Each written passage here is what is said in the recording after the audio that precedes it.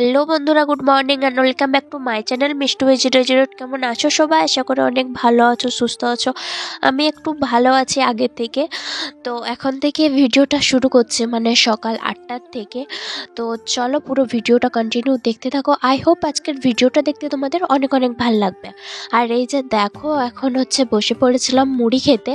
সকাল সকাল আমি রেডি হয়ে গেছি, কিন্তু রেডি হয়েই মুড়ি খেতে বসেছি। তো কোথায় যাচ্ছি, কী সমাচার, সবটাই তোমরা জানতে পারবে। এই যে দেখো, তারপর মুড়ি খাওয়া দাওয়া করে বড়বাবু ওইদিকে ঘড়ি টড়ি পড়ছিল না কি করছিল কি জানি, আর আমি এইদিকে একটু ক্যামেরা করছিলাম। যদিও পুরো লুকটা আর দেখাতে পাচ্ছি না, তো এই হাফ অবধি দেখালাম। মানে বেরিয়েছিলাম কি করতে জানো, বেরিয়েছিলাম ক্যান্টিনে যাওয়ার জন্য। তো বড়বাবু বললো যে ক্যান্টিনে যাব, তো রেডি হও। আমিও আমরা আনন্দে আত্মহারা হয়ে রেডি হয়েছিলাম, কিন্তু এই যে ক্যান্টিনে যাবার নাম করে ওর মনেই থাকেনি যে আজকে বছরের শেষ দিন, মানে 29শে ডিসেম্বর। তো এই 31শে ডিসেম্বর তো মনে ছিল, কিন্তু আজকে যে ক্যান্টিন খোলা থাকে বা খোলা থাকে না এটা ওর জানা থাকেনি।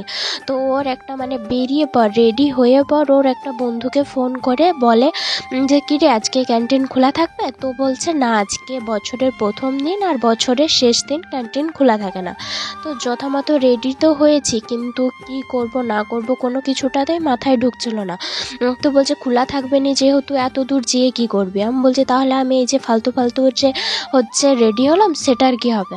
তো বলছে তাহলে বাঁকুড়া থেকে ঘুরে আসি। আর এই যে বাঁকুড়া যাবার পথে আমি কোনো মতেই আর এইটার ভিডিও, আমাদের প্রাণের শহর বাঁকুড়া, এইটা আমি কোনো কিছুতেই ক্যামেরা করতে পারি না ঠিকঠাক মতো।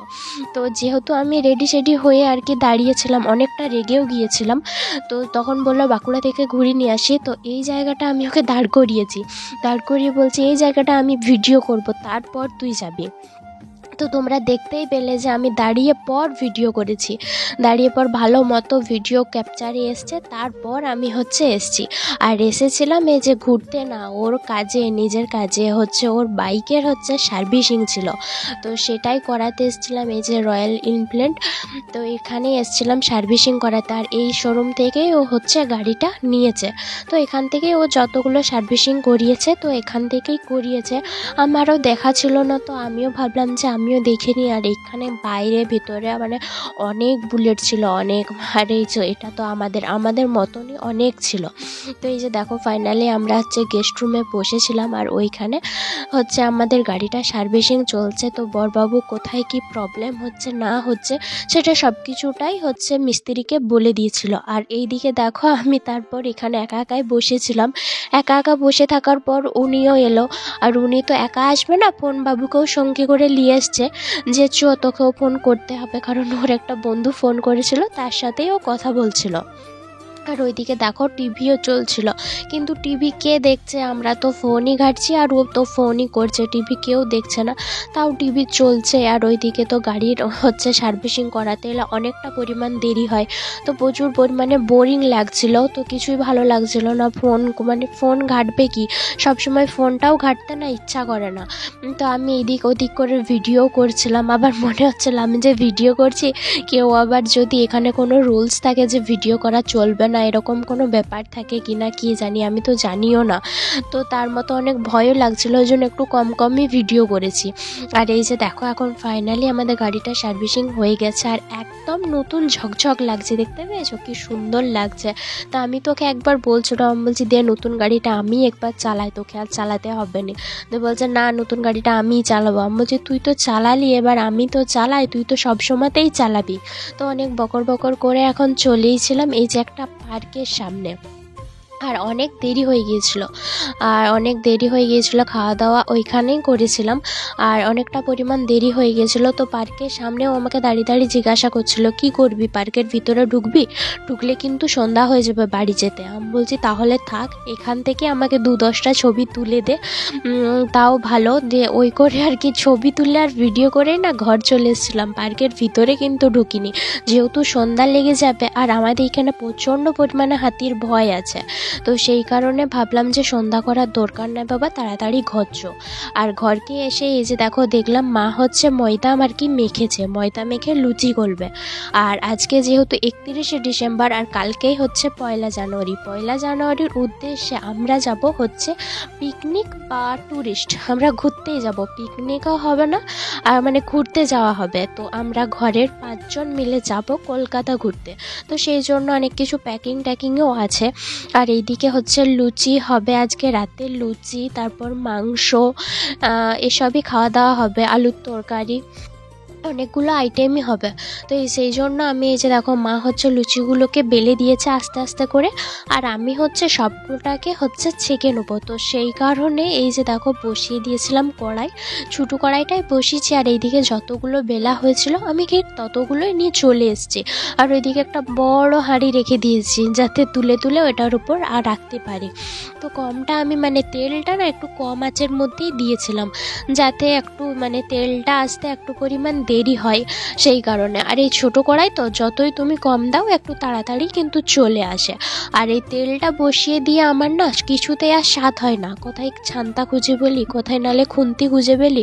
এই যে দেখো খুন্তিটা ওইখানেতেই আছে, ওই তলাটার ওইখানটায়, কিন্তু তাও আমি ওই খুন্তি খুঁজতে গেছি ওই হচ্ছে বাসন রাখার জায়গাটাতে, যে খুন্তি কোথায় আছে। ঘরকে কোনো জিনিস যদি আমি খুঁজে না ফেলি না, মানে খুঁজে না পাই, তখন আমি ঘরকে মাথায় করে তুলি, কিন্তু খুন্তিটা যে দেখো সামনেতেই আছে সেটা আমার চোখে পড়েনি, কিন্তু যদি খুঁজে না পাই তাহলে হচ্ছে মানে কি বলবো চিল্লিয়ে একবারে আত্মহারা। তো এইদিকে দেখো আমি লুচিগুলো দিচ্ছিলাম প্রথম কিন্তু লুচিগুলো বেশ ভালো ফুলতে চাইছিল না। তো আমি কেসটা বুঝতে পারছিলাম না যে কেন লুচিগুলো ফুলতে চায়নি। তো তারপর লুচিগুলো দেওয়ার পর সঙ্গে সঙ্গে যে ওখানে খুন্তি দিয়ে যদি একটু লেড়ে দেওয়া হয় লুচিগুলোর মধ্যে, তাহলে কিন্তু বেশ ভালো ফুলে উঠছিল। তা আমি তখন বুঝলাম যে ও আচ্ছা এই ব্যাপার, যে লুচিগুলো দেওয়া মাত্র একটু খুন্তি দিয়ে ওদের গায়ে হাত বুলিয়ে দিতে হবে, হাতে করে তো আর পারবো না, খুন্তি করেই দিতে হবে, তাহলেই যে ওরা ফুলবে।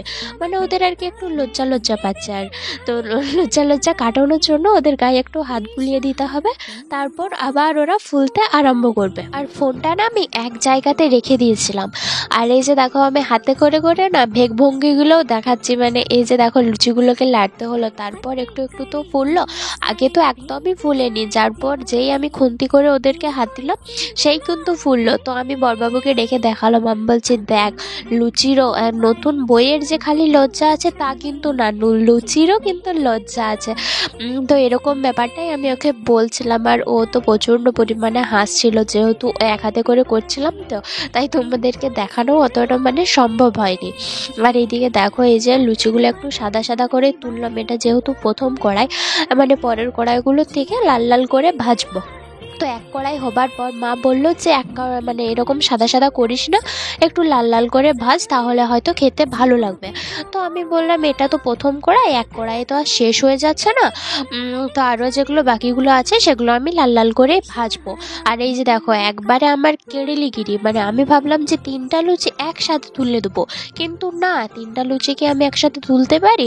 তো 3টা লুচি তুলতে যে একটা মাত্র উঠলো, আর তো একটা পড়ে গেল নিচেতে, আর একটা কড়াইতে রয়ে গেল। তো বেশি পাকা মরলি করলে যা হয় আর কি, তো সেটাই হলো। আর এই যে দেখো সেই জন্য আমি একটা করে দিচ্ছি, এখনও কিন্তু আমি হচ্ছে খুন্তি করে লাড়িনি।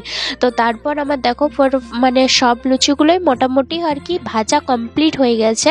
তো এইদিকে দেখো লুচিগুলো আমি এখন সুন্দর করে কড়াইতে না হাঁড়িতেই রেখেছি।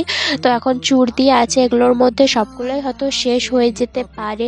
সব আজকে রাতের ডিনার যেহেতু এটাই হবে, ভাত হবে নি, তো এই লুচি খেয়েই থাকতে হবে, আর যে মুড়ি খাই সে খাবে। আর এই যে দেখো যেহেতু তেলটা ছিল সেই জন্য আমি এই যে ললি পাঁপড়ও ভেজে নিয়েছি, এই পাঁপড়গুলো খেতে কিন্তু খুব ভালোই লাগে। তো এই যে দেখো অনেকগুলো পরিমাণ ছিল, আমি কিন্তু 2টি পরিমাণ মানে কিছুখানি পরিমাণ হচ্ছে ভেজেছি, সবগুলো ভাজিনি। আর এই যে দেখো পাঁপড়গুলো যত কোটি ভেজেছি সঙ্গে কিন্তু শেষ হয়ে গেছে। আর তারপর আমি চলে এসেছিলাম আবারও রান্নাঘরে, কারণ বাবা রান্না করছে করছিল আর বড়বাবু তাকে দেখিয়ে দিচ্ছিল। আদৌ তিনি রান্নার অষ্টরম্ভা তাও দেখাতে এসছে না, রান্না দেখাতে তো এসছে না, বাবা চুল ধরে টানতে এসছে। দেখতে পেয়েছে কিরকম চুল ধরে টানছে, বাবা তো আর পিছন থেকে দেখতে পাচ্ছে না। তা আমি যদি বাবা এই ভিডিওটা দেখে তখন হয়তো বুঝতে পারবে যে বড়বাবু তার মাথার চুল ধরে টানছিল। আর আমি যদিও বা বলেছি, বাবা কিন্তু বিশ্বাস করতে চায়নি কিছুতেই। তো বাবা ওইদিকে মশলাটা করছিল আর এইদিকে ভাই আর মা হচ্ছে আলু ছাড়াচ্ছিল। ওই যে আলুর তরকারি হবে আর মাংসও হবে, যেহেতু বাবা মাংস খাবেনি সেই জন্য বাবার আলুর তরকারি। আর এইদিকে হচ্ছে আমি ভিডিও করছিলাম, তার বড়বাবু আমাকে এক চাপড় দিতে যাচ্ছিল, তো সেই জন্য আর কি মানে এক চাপড় না, এটা পাটা তুলতে যায়নি। এই যে দেখো হচ্ছে কি বলবো, সাবধান, লেফট রাইট করছিল এরকম। তো তারপর আমরা এই যে দেখো ব্যাগ প্যাকিংও করে নিয়েছি, মানে কালকে ভোর বেরোবো যেহেতু, সেই জন্য রাত্রিবেলাতেই প্যাকিং করে নিয়েছি। এই যে বড় ট্রলি ব্যাগটা নিয়েছি, তো সেখানে যা যেটা প্রয়োজন, যেহেতু দুদিন থাকা হবে ওইখানে, তো যা যেটুকু প্রয়োজন সেটুকু হচ্ছে এই ব্যাগের ভিতরে ভরে নেওয়া হয়েছে। তো তারপর দেখো ব্যাগ প্যাকিং করে লুডোও খেলেছি। লুডো খেলার পর এই যে দেখো খেতে বসেছিলাম। খেতে সঙ্গে ছিল এই যে লুচি, 4খানা লুচি নিয়েছি, আর সঙ্গে ছিল হচ্ছে ওই যে মাংসর ঝোল, মাংসর তরকারি বলছি, মাংসর ঝোল। আর বাবা ছিল আলুর তরকারি। তো এই দিয়েই খাওয়া দাওয়া করেছি। তো আজকের ভিডিওটাও এই পর্যন্তই, দেখা হচ্ছে পরের ভিডিওতে। আর হ্যাঁ বন্ধুরা, আমার এই গলাটার জন্য একটু দুঃখিত, মানে অনেক দুঃখিত, একটু না অনেক দুঃখিত। এই গলাটা জানিও না কবে ঠিক হবে।